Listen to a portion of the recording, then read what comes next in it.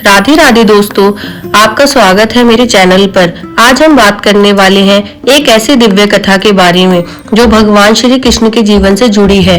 वो कथा है गोवर्धन पर्वत की पूजा की।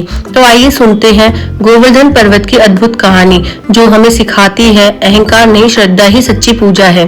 बहुत समय पहले की बात है, वृंदावन नगरी में हर साल इंद्रदेव की पूजा की जाती थी। लोग मानते थे कि वर्षा करने वाले इंद्रदेव ही उनकी खेती और जीवन के रक्षक हैं। हर साल गायों का दूध, मक्खन, मिठाई और तरह तरह के पकवान बनाकर लोग इंद्रदेव को भोग लगाते थे। लेकिन साल नन्हे कन्हैया ने सबको रोका और कहा, माँ, ये पूजा हम इंद्रदेव की क्यों करें? वर्षा तो प्रकृति करती है, हमारी गाय और गोवर्धन पर्वत ही तो हमें जीवन देते हैं। माँ यशोदा ने कहा, बेटा, यह तो हमारे पुरखों की परंपरा है, इसे बदलना ठीक नहीं। पर नटखट कृष्ण ने मुस्कुराया और कहा, माँ, हमें उस चीज की पूजा करनी चाहिए जो हमारे सामने है, जो हमें भोजन देती है, जो हमारी रक्षा करती है, और वो है गोवर्धन पर्वत। कृष्ण की बात सबको पसंद आई। गोकुल के सभी लोगों ने इस बार इंद्रदेव की जगह गोवर्धन पर्वत की पूजा करने का निश्चय किया। सबने मिलकर ढेर सारे पकवान बनाए, लड्डू, हलवा, पूरी सब्जी, दूध, दही, मक्खन और गोवर्धन पर्वत के चारों ओर रख दिए। कृष्ण ने कहा, देखो, यह है असली पूजा। यह पर्वत हमें चारा देता है, पेड़ पौधे देता है, जल देता है, हमारी रक्षा करता है। लोगों ने गोवर्धन पर्वत की परिक्रमा की और गोवर्धन महाराज के जयकारे लगाए, जय हो गोवर्धन बाबा की।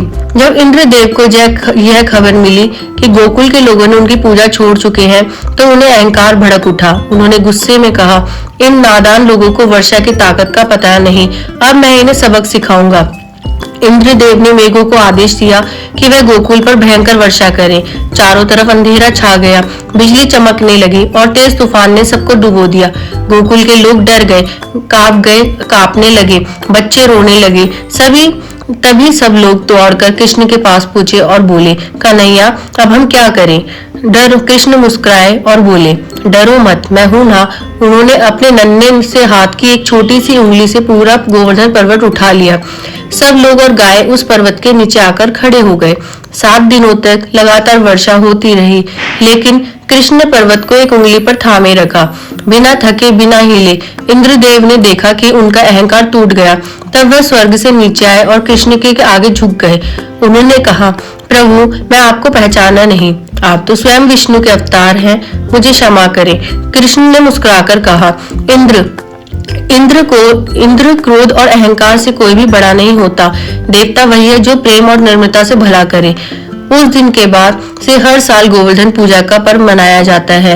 लोग पर्वत के प्रतीक स्वरूप गोबर से गोवर्धन बनाते हैं, उसे मिठाई और व्यंजन से अर्पित करते हैं और कहते हैं, गोवर्धन महाराज की जय हो, श्री कृष्ण गोवर्धन धारी की जय हो। यह कथा हमें सिखाती है कि ईश्वर अहंकार नहीं, भक्ति और कर्तव्य से प्रसन्न होते हैं। जो दूसरों की रक्षा करते हैं वही सच्चे देवता होते हैं।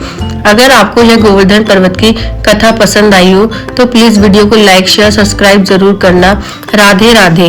हमारे यहाँ पे गोवर्धन की, मेरे पीहर में तो गोवर्धन की पूजा शाम को 6 बजे होती थी और मम्मी वगैरह सब लोग गोवर्धन 4 बजे करीब रखती थी।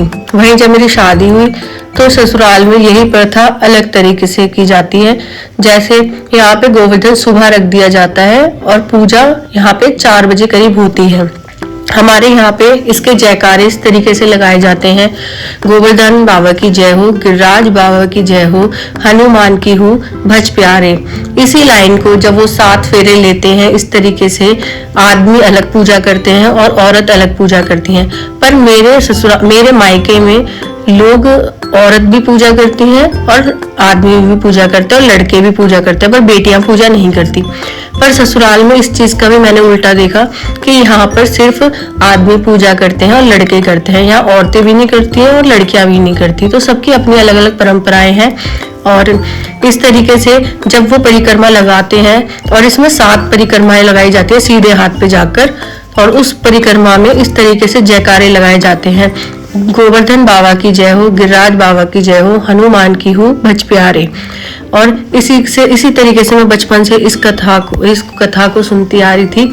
आज मुझे लगा कि मुझे आप लोगों के साथ शेयर करनी चाहिए इस कथा को।